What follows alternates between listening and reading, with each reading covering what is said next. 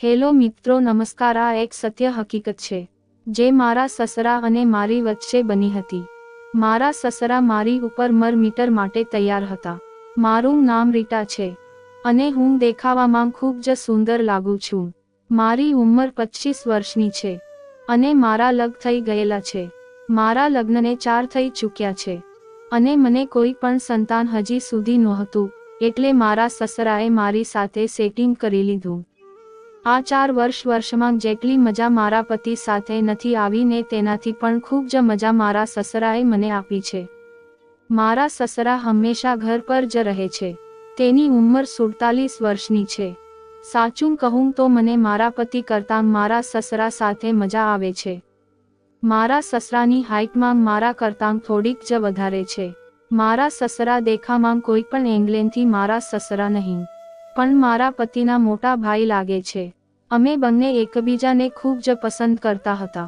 મારા સસરા હંમેશા મારા વખાણ કર્યા રાખતા હતા અને મને કહેતા હતા કે રીટા, મને તારી સાથે લગ્ન કરવાનું મન થાય છે અને જો મારું બસ ચાલે તો હું તને હમણાં જ મારી પત્ની બનાવી લઉં છું। હું હસતાં બોલી ગઈ, લગ્ન કરવાનું જ મન કરે છે કે કંઈક બીજું કરવાનું પણ મન થાય છે? હું પણ મારા સસરા સાથે નાના મોટા મજાક કરતી હતી। અમે લોકો નાના શહેરમાં રહેતા હતા અને મારી પતિની ગવર્મેન્ટ જોબ હતી, એટલે મારા લગ્ન તેમની સાથે થયા હતા। મારા પતિ અને મારા સસરા વચ્ચે ફક્ત 17 વર્ષનો જ ફરક હતો। મારા સસરાને એક જ સંતાન હતું, પણ મારા પતિને દારૂ પીવાની એકદમ ખરાબ આદત પડી ચૂકી હતી। તે દારૂ પીને રોજ રાતે લેટ આવતા હતા અને હું તેમની રાહ જોતાં સૂઈ જતી। દારૂના લીધે તેમનામાં એટલી બધી એનર્જી રહેતી હતી નહીં કે તે 1 થી 2 મિનિટ પણ ટકી શકતા ન હતા, એટલે અમારા બંને વચ્ચે હંમેશા ઝઘડો થયા કરતો હતો। તે એક પણ દિવસ દારૂ પીધા વગર રહી શકતા ન હતા, એટલે મારું દિલ મારા સસરા પર આવી ગયું હતું। જ્યારે મારા લગ્ન થયા ત્યારે મારી સાસુનું મૃત્યુ થઈ ગયું હતું। એક દિવસ વરસાદ વરસી રહ્યો હતો। હું ઘરમાં કમ્પાઉન્ડર ઘરનું કામ કરી રહી હતી। વરસાદ થવાની હું ભીંજતી ગઈ અને મારા સસરા ત્યાં ઘરની બહાર બેઠા હતા અને મને ટાંકીને જોઈ રહ્યા હતા। થોડી વારમાં જ વરસાદ ખૂબ જ વરસી રહ્યો હતો અને હું પૂરી રીતે ભીંજાઈ ગઈ હતી। તેના લીધે મારા કપડાં મારા શરીરને ચીપકી ગયા હતા। મેં જોયું કે મારા સસરા મને ટાંકીને જોઈ રહ્યા છે, એટલે મેં તેમને પૂછ્યું કે શું થયું? તમે શું જોઈ રહ્યા છો? તો મારા સસરા બોલ્યા કે રીટા, તમે ખૂબ જ સુંદર લાગી રહ્યા છો અને મારી નજર તમારી ઉપરથી અડતી નથી। રીટા, પહેલા તમે તમારા કપડાં બદલી લ્યો, તમે પૂરી રીતે ભીંજાઈ ચૂક્યા છો। હવે મારા સસરા મારાથી તેમની નજર બચાવી રહ્યા હતા। પછી હું જલ્દીથી મારા કપડાં બદલીને આવી ગઈ। થોડી વારમાં જ મારા પતિ પણ ઘરે આવી ગયા। હું મારા ઘરકામમાં લાગી ગઈ હતી। મારા પતિ ખૂબ જ દારૂ પીતા હતા અને તે રોજ દારૂ પીવાની આદત હતી। મેં મારા સસરાને જમવાનું આપી દીધું અને આજે મારા પતિએ જમવાનું જમ્યું ન હતું, કેમ કે તે આજે ખૂબ જ વધારે દારૂ પીને આવ્યા હતા, એટલે તે ખૂબ જ ગહેરી નીંદરમાં સૂઈ ગયા હતા। એટલે મેં તેમને જગાડ્યા નહીં, કેમ કે આ તો તેનું રોજનું કામ હતું અને હું મારા રૂમમાં સૂવા ચાલી ગઈ। હવે મને નીંદર આવી રહી હતી, એટલે હું મારા સસરાના રૂમમાં ગઈ। મારા સસરા બેડ ઉપર સૂતા મોબાઈલમાં કંઈક જોઈ રહ્યા હતા। મને જોઈને તે બેસી ગયા અને બોલ્યા કે શું થયું રીટા, ચિરાગ હજી સુધી સૂતા નથી? તો મેં કહ્યું કે તે તો દારૂ પીને સૂઈ ગયા છે, તેને તો ભાનમાં પણ નથી અને તેને જમવાનું પણ જમ્યું નથી। આ કહીને હું ઉદાસ થઈ ગઈ। પછી મારા સસરા બોલ્યા, કોઈ વાત નહીં રીટા, હું છું ને, હું મારી દીકરીને બધી જરૂરિયાતની પૂરી કરી શકું અને તને એકલાપણું મહેસૂસ કરવા નહીં દઉં। પછી હું બોલી કે તે તો બધી ઠીક છે, પરંતુ આવી જ રીતે દારૂ પીતા રહેશે તો કેવી રીતે ચાલશે? ત્યારે મારા સસરા બોલ્યા, તું આટલું ટેન્શન શા માટે લઈ રહી છે? ધીરે ધીરે તે છોડી દેશે। પછી મેં કહ્યું કે તેને તો મારી કોઈ ફિકર નથી।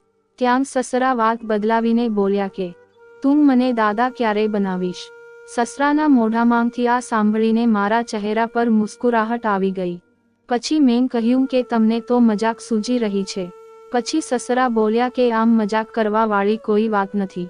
તો પછી તે તેમને કહ્યું કે તમે તમારા દીકરાને જ પૂછો. તે મહિનામાં ફક્ત 2 થી 3 વખત જ મારી પાસે આવે છે અને દારૂના નશાના લીધે તે સૂઈ જાય છે. આ સાંભળીને મારા સસરા હસવા લાગ્યા. સસરા સાથે વાત કરતાં કરતાં ક્યારના 12 વાગી ગયા ખબર જ ન પડી. પછી હું મારા રૂમમાં ચાલી ગઈ. મારો દારૂડિયો પતિ તો પહેલેથી જ સૂઈ ગયો હતો. થોડી વારમાં હું પણ સૂઈ ગઈ. સવાર પડી તો મારા પતિ રોજની જેમ પોતાની ડ્યુટીએ ઉપર ચાલ્યા ગયા અને મારો સસરો પોતાના રૂમમાં જ હતો અને હું કિચનમાં કામ કરી રહી હતી. ત્યારે મારા સસરાએ ચાય પીવી માટે કિચનમાં આવ્યા. તેમને જોઈને હું બોલી કે મને કેમ બૂમ પાડી દેતા હોય તો હું ચાય લઈને આવી જાત. પછી મારા સસરા બોલ્યા કે અરે નહીં, તમને શું કરવા હું તકલીફ આપું. પછી મેં તેમને કહ્યું કે અચ્છા તો તમને મારી આટલી બધી ફિકર છે. ત્યારે મારા સસરા બોલ્યા કે વહુ તું એટલી સારી છે કે ફિકર આપ મેં જ થઈ જાય છે. તો મેં કહ્યું કે તમારો દીકરો તો ક્યારેય પણ મારી ફિકર કરતો જ નથી. આવી રીતે અમે ખૂબ જ મજાક કરતા હતા. તો મારું પણ મન લાગવા લાગ્યું હતું કેમ કે સસરાએ તો મારું દિલ જીતી લીધું હતું. તે મારી આગળ પાછળ જ રહેતા હતા અને ઘરકામ પણ મને મદદ કરતા હતા. એક દિવસ મારા સસરા દારૂ પીને ઘરે આવ્યા. મારા સસરા ક્યારેક ક્યારેક થોડો દારૂ પી લેતા હતા. મારો પતિ તો હજુ સુધી ઘરે આવ્યો ન હતો. હું મારા સસરાનો હાથ પકડી અને તેને તેના રૂમમાં લઈ ગઈ અને તેના બેડ ઉપર બેસાડ્યો. હું ત્યારથી જવા લાગી તો તેમને મારો હાથ પકડી લીધો અને પોતાની પાસે બેસાડી લીધી અને કહેવા લાગ્યા કે રીટા તું મારી પાસે બેસી જા. જ્યારે તું મારી પાસે હોય છે તો મને ખૂબ જ સારું લાગે છે. તે દિવસે મારા સસરા નશામાં હતા અને ખબર નહીં શું શું બોલી રહ્યા હતા. પછી કહેવા લાગ્યા કે રીટા હું તારી ખૂબસૂરતીની પૂરી રીતે જોવા માંગુ છું. જે મારો દીકરો તારી સાથે નથી કરી શકતો તને તે બધી ખુશીઓ આપવા માંગુ છું.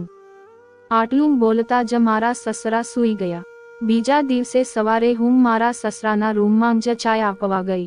મારો સસરો પહેલાથી જ જાગી ગયો હતો. મેં તેમને કહ્યું કે કાલ રાતનો નશો ઉતરી ગયો છે કે હજુ બાકી છે. તે સમયે મારો સસરો મારાથી નજર મિલાવી શકતો ન હતો અને કહેવા લાગ્યા કે રીટા મને માફ કરી દે. મેં જાણી જોઈને નથી પીધું. મારા થોડા મિત્રો ભેગા થઈ ગયા તો તેમને મને જબરજસ્તી પીવડાવી દીધું. આજ પછી ક્યારે પણ હું દારૂ નહીં પીવું. હું એકદમ ઇમોશન થઈને કહેવા લાગી તમારો દીકરો પણ પીવે છે અને હવે તમે પણ પીશો તો આ ઘર કેવી રીતે ચાલશે. મારી આ વાત સાંભળીને મારા સસરાની આંખોમાં આંસુ આવી ગયા.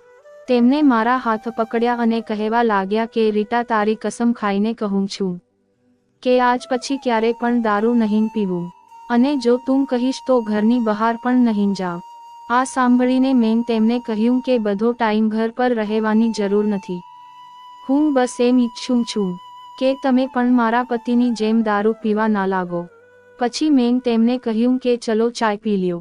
જેવી તેમને ચાય પીધી ને મેં તેમને પૂછ્યું કે તમે મને ગઈકાલે રાતે શું બોલી રહ્યા હતા. પછી તે કહેવા લાગ્યા કે મને ઠીક નથી. કદાચ કંઈક વધારે બોલી દીધું હોય તો તેના માટે મને માફ કરી દેજો. પણ મેં કહ્યું શું હતું તમે જ મને કહી દો. મેં તેમને ને મારા ફોનમાં રેકોર્ડિંગ સંભળાવી દીધું. આ બધું સાંભળીને મારા સસરાએ શરમ આવવા લાગી. પછી મને કહેવા લાગ્યા કે તે વખતે મને બિલકુલ પણ ભાન હતું નહીં કે હું શું બોલી રહ્યો છું. પરંતુ મને સસરાની વાતની એ તો ખબર પડી ગઈ કે મારા સસરા મારા વિશે શું વિચારી રહે છે.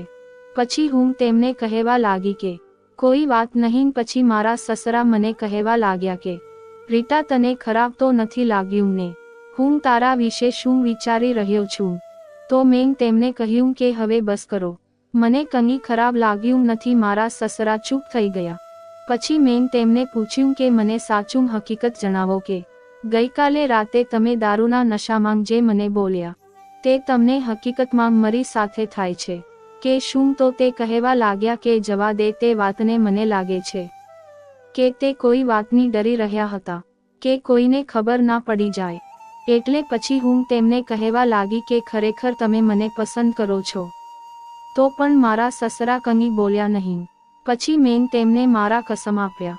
પછી તે કહેવા લાગ્યા કે રીટા તું મને ખૂબ જ પસંદ છે. આ વાત મારા સસરાના મોઢેથી સાંભળીને પછી હું તેમના કહેવા લાગી કે તેનો મતલબ એ થયો કે ગઈકાલે રાતે જે પણ તે તમે દારૂના નશામાં કહી તે બધું સાચું છે. આ સાંભળીને મારા સસરાએ તેનું માથું હલાવ્યું.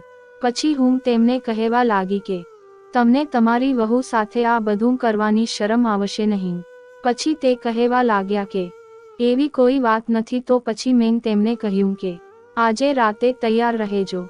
મારી વાત સાંભળીને મારા સસરા ખૂબ જ ખુશ થઈ ગયા અને હું મારા સસરાને ના રૂમમાંથી બહાર નીકળી ગઈ અને મારા કામ લાગી ગઈ. સાંજને મેં લાલ રંગની સાડી પહેરી હતી અને બધાને જમવાનું જમી લીધું. આજે પણ મારા પતિ રોજની જેમ ખૂબ જ દારૂ પીને આવ્યા હતા. તેમના સૂઈ ગયા પછી હું મારા સસરાના રૂમમાં ચાલી ગઈ. મારા સસરા મારા જ રાહ જોઈ રહ્યા હતા. મને જોઈને એકદમ આશ્રમમાં પડી ગયા અને કહેવા લાગ્યા કે રીટા આજે તું લાલ સાડી પહેરીને આવી છે. એકદમ મસ્ત ખૂબસૂરત લાગી રહી છે. તેના પછી હું મારા સસરાની બાજુમાં બેસી ગઈ અને મારા સસરા મને જોઈને જોઈ રહ્યા હતા. પછી મેં તેમને કહ્યું કે કંઈક બોલશો કે પછી મને આમ જોતા જ રહેશો. મારા સસરા મારા વખાણ કરવા લાગ્યા અને રૂમની લાઇટ બંધ કરી દીધી. પછી બીજી સવાર પડી. 5 વાગ્યા હું ઉઠી તો મારા કપડાં અસ્તવ્યસ્ત વિખરાયેલા હતા. મારા પણ ખરાબ થઈ ચૂક્યા હતા અને આજે એકદમ હલકું થઈ ગયું. પછી હું નાહવા માટે ચાલી ગઈ. પછી મેં બધા માટે ચાય બનાવી. ચાય લઈને હું મારા સસરાના રૂમમાં ગઈ. મારા સસરા જાગી ગયા હતા. તેમને મારો હાથ પકડીને બોલ્યા કે ગઈકાલે રાતે જે પણ થયું તે ફક્ત એક વખત જ હતું કે પછી હું કહેવા લાગી કે હું વિચારીને તમને કહીશ અને હલકા સ્મિત સાથે હું રૂમની બહાર આવી ગઈ. મારા સસરા હવે ઘરે મારી સાથે જ રહેતા હતા. તેમને ઘરની બહાર જવાનું બંધ કરી દીધું હતું. મારા સસરા મને કહેતા કે રીટા તું જ મારું સર્વથમ છે. હું તારા વગર રહી શકીશ નહીં. તમે આવી પાગલ જેવી વાત કરો નહીં. હવે તે મારી સાથે લગ્ન કરવા માંગતા હતા અને તે બધું હવે અશક્ય હતું. આ બધું કરશું તો સમાજવાળા શું કહેશે. પછી મેં તેમને સમજાવ્યા ત્યારે જલ્દી તેમને સમજ આવી અને પછી અમને બંનેના અમારી ભૂલોનો અસર થયો. પછી મને સમજાયું કે મહારાજ સસરા મને છોડશે નહીં એટલે મેં તેમને તેમની સાથે ઝઘડવાનું શરૂ કરી દીધું. મારા સસરા તેનાથી દુઃખી થયા લાગ્યા. પછી તે મારાથી દુઃખી થઈને હજ યાત્રા પર નીકળી ગયા. હવે મારા સસરા મારાથી બિલકુલ વાત કરતા હતા નહીં. તે પૂરી રીતે એકદમ બદલી ચૂક્યા હતા. અમારા વચ્ચેનું જે પણ હકીકત હતી તે તમે કોઈ પણ ખબર પડવા દીધી નહીં. તો મિત્રો તમને આ વાર્તા કેવી લાગી? જો તમને આ વાર્તા સારી લાગી હોય તો કોમેન્ટ કરજો અને એક લાઈક કરી દે.